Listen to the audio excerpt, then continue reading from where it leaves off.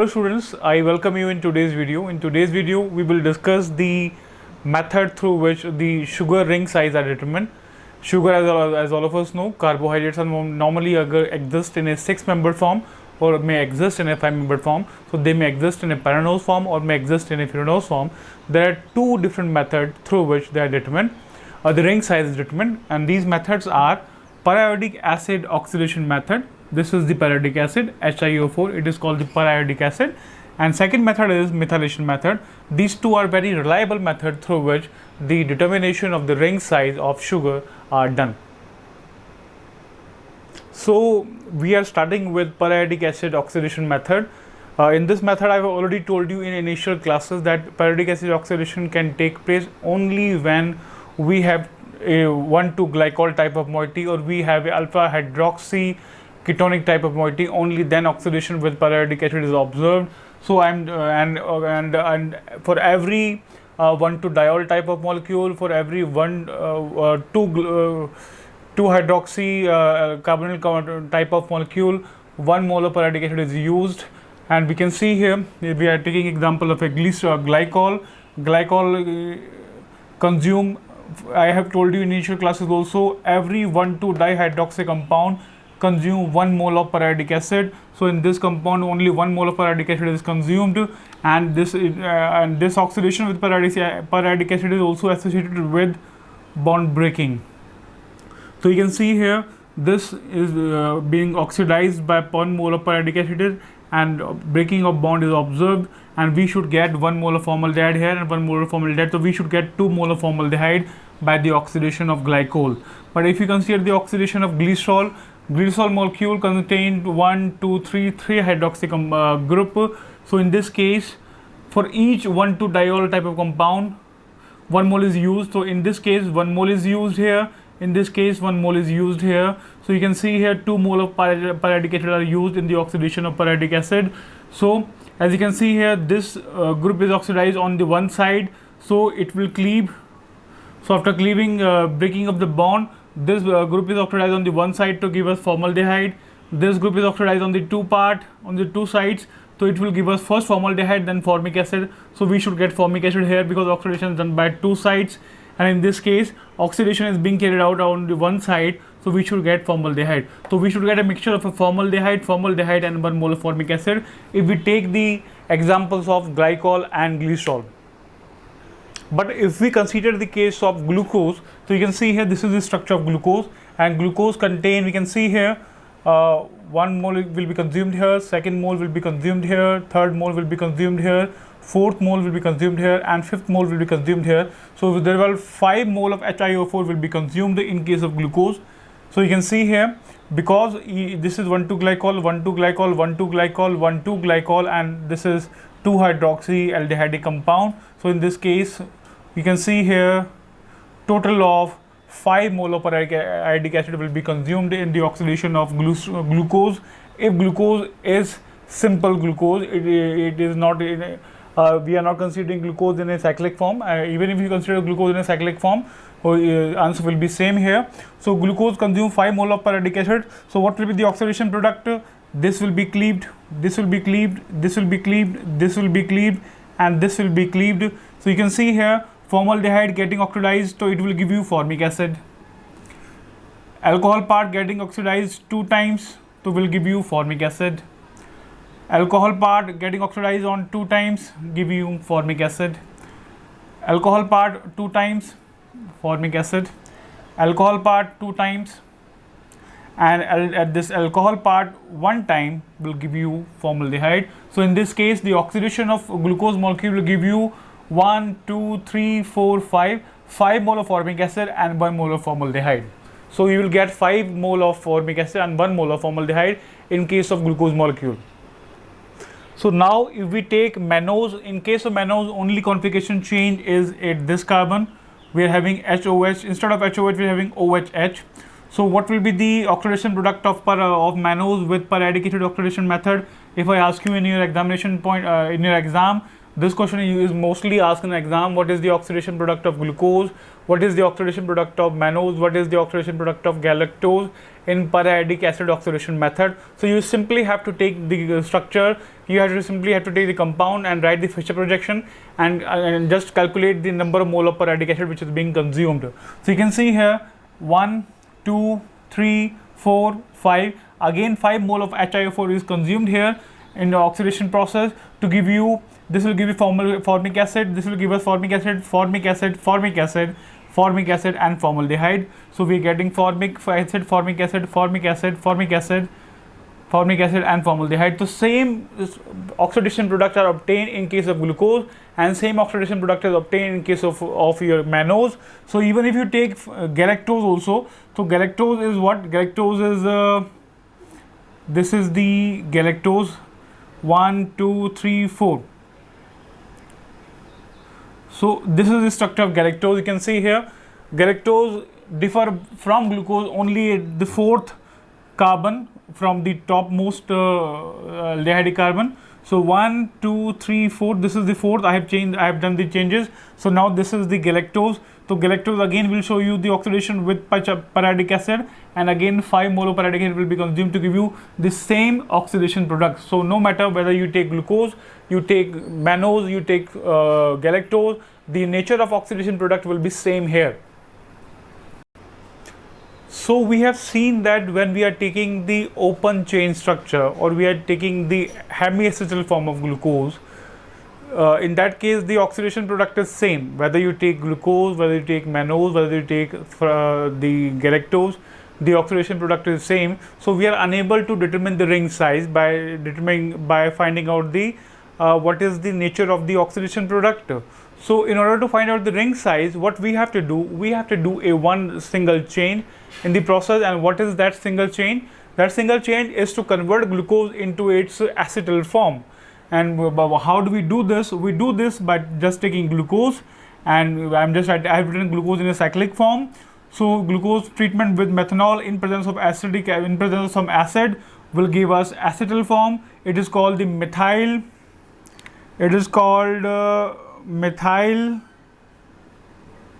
alpha D glucopyranoside. So you can see here I have converted D-glucose into its acetyl form. What is the acetyl form? It is the alpha form. So it is alpha. This is methyl alpha D glucopyranoside. So after making this acetyl form, now it is being oxidized in presence of periodic acid. And how many moles of periodic acid should be consumed? As you can see this structure very carefully, only 2 mole will be consumed, because we have only this as 1,2-diol and this as 1,2-diol. This and this are not 1,2, they are 1,3. So no oxidation will be possible here. And here again there is no aldehyde, so no oxidation will be possible here. So we are only left with 1 mole consumption here and 1 mole consumption here. No other mode of consumption will be possible. So in this case only 2 mole are consumed. So after consumption of 2 mole, we know very well that the oxidation is associated with bond breaking. So this is the bond breaking I have indicated. You can see here the bond will be broken, and we will get this as a free fragments. This part getting oxidized one time, so it will, after cleavage, will give us aldehyde. So you can see here we are getting aldehyde. This part getting oxidized only one time, so this will give us aldehyde part. This part getting oxidized on 2 times, you can see in 2 times, so it will oxidize, and after ring cleavage it will give us formic acid. So this is the oxidation product of, we can see this very carefully, that this is the oxidation product of glucose. One time oxidation, cleavage to give us aldehyde. One time oxidation, cleavage to give us aldehyde. 2 time oxidation to give us formic acid. So this is the oxidation product of glucose in periodic acid oxidation method. So if I am taking alpha D glucose form, no matter if I take beta D, the only variation will be this. Otherwise the product will be same here. You can see here the only variation will be the nature of so you can see here in case of alpha form you will get alpha HCH3 alpha form. In case of beta form you will get OH OCH3H. So this is the only chiral center change will be observed in case of a when you take alpha and beta form. Otherwise, aldehyde will be observed in both the cases. Aldehyde will be observed in both the cases, and formic acid will be observed in both the cases. So I have written this in a simple form. So this is complex structure which is appearing very complex is equivalent to. I have written this. This is equivalent to this. You can see here equivalent to this structure. So how I have written this? You can see here CHO CH2OH, CHO CH2OH H, CHO CH2OH H, oxygen, oxygen. Now CHOR, CHOR and CHO, CHO. So this is how I have written the complex structure into simple form, and after getting the simple form, we will get this product formation. So you can explain now that the oxidation of glucose will give us 1 mole of formic acid only. So only 1 mole will be obtained with formation of this complex or product structure. So this is the case in case of a glucose form. So in case of if we are taking glucose in a 5-membered form, so this is alpha D glucopyranose. You can see here this is the glucose in a 5-membered form. I have written alpha form, so it is alpha D glucopyranose. Treatment with methanol and HCl to give us its respective acetyl form. So we are getting methyl alpha D glucopyranoside. Now how many mole of HiO4 will be consumed? We can see how many mole will be consumed. We can see here this is neighboring 1,2-diol. There is no neighbor. There is no neighbor. These two are neighboring 1,2-diol. So we will have 1 mole consumption here and 1 mole consumption here. So 1 mole consumption with bond breaking, as I have told you. 1 mole consumption with bond breaking, as I have told you. So what will be the product formation? Product formation will be, you break this, so you will have CHO CHOR, CHO CHOR. Break this, CHO CHO CH CHO O CHO CHO, and this is also breaking CHO for this, CHO for this. You can see this is the product formation. So this, what is this molecule? This is equivalent to this molecule. CHO CHOR, CHO CHOR, oxygen, oxygen, C CHO CHO, C CHO CHO and H H. So this molecule is equivalent to this, and we get 1 mole of no, there is no formaldehyde.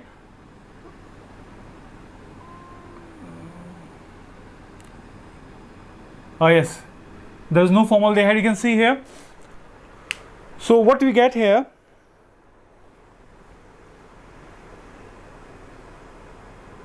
no, there will be 1 formaldehyde molecule because we are getting formaldehyde due to this. I'm sorry, we will get 1 formaldehyde. I'm sorry, due to this we will get 1 formaldehyde. So 1 formaldehyde for this. So this is equivalent to this. So you can see here very well that in case of glucopyranose structure, the compound obtained were formic acid, but in case of if you taking glucose in a furanose form, the compound obtained is formaldehyde. So formaldehyde in case of 5-membered ring structure and formic acid in case of 6-membered ring structure. So this is the structure of a 6-membered. This is the ring determination of a 6-membered pyranose, 6-membered glucose form and 5-membered glucose form. So you can very well, you can see yourself very well easily, you can see yourself that the product obtained in case of both the cases, whether it is 5-membered form, product obtained are completely different. In case we are getting this plus formaldehyde. So in case of 6-membered ring structure, in the case of 6-membered ring structure, the product were completely different. In that case, you will getting some complex aldehyde plus formic acid. So in both the cases, products are very well differentiated from each other. So on the basis of this structure, on the basis of the type of product obtained, we can very well distinguish whether the compound is existing in a 5-membered form or a 6-membered form.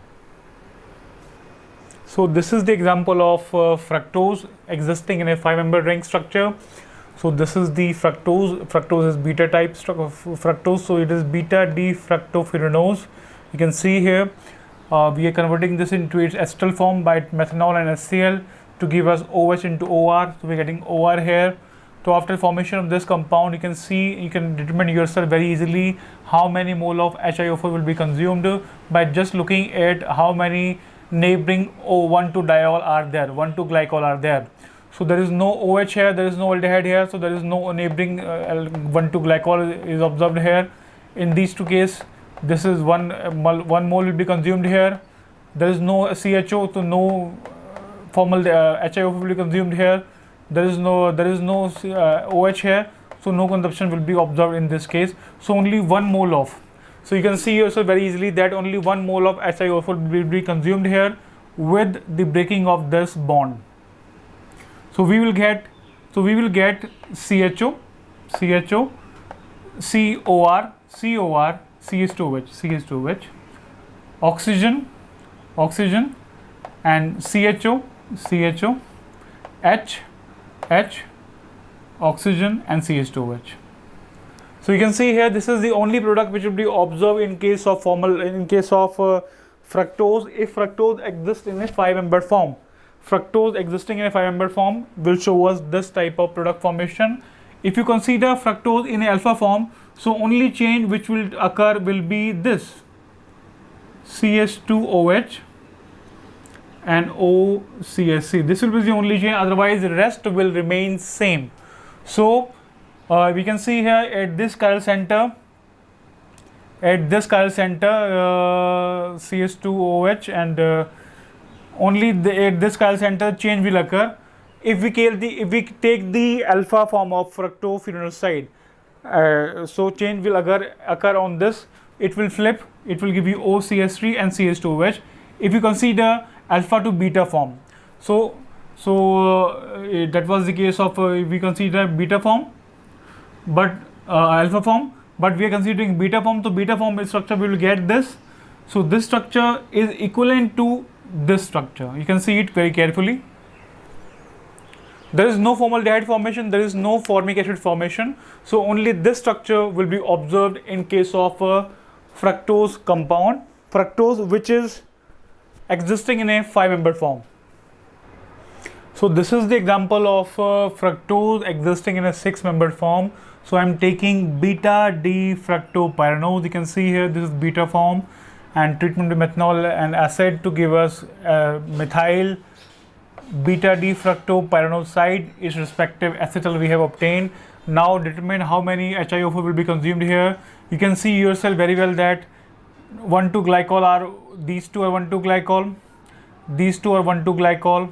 So only these two are 1,2-glycol. So 2 moles of HiO4 will be consumed, 1 mole here and 1 mole here with the breaking of the bond. So what we will get? So after breaking of this, we should get aldehyde. Breaking of this, you can see here this side is getting oxidized only 1 time, so we're getting aldehyde. This side is getting oxidized only 1 time, so we're getting aldehyde. This side getting oxidized 2 times, so we're getting formic acid. So you can see this structure very carefully, that carbon structure getting oxidized on from 2 sides. So this part will give us formic acid, and these 2 parts will give us formaldehyde compound functional group. You can see here formic acid and 2 formaldehyde.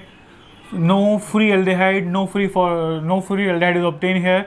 Only free formic acid is obtained in case of fructopyranose structure. So this is the structure. I have written this in this form. So this is equivalent to this structure. You can see here. So this is the product which we obtain in case of fructose, and we have seen very well that in case of fructose furanose form the product were very different, and in case of fructopyranose form the product are very different.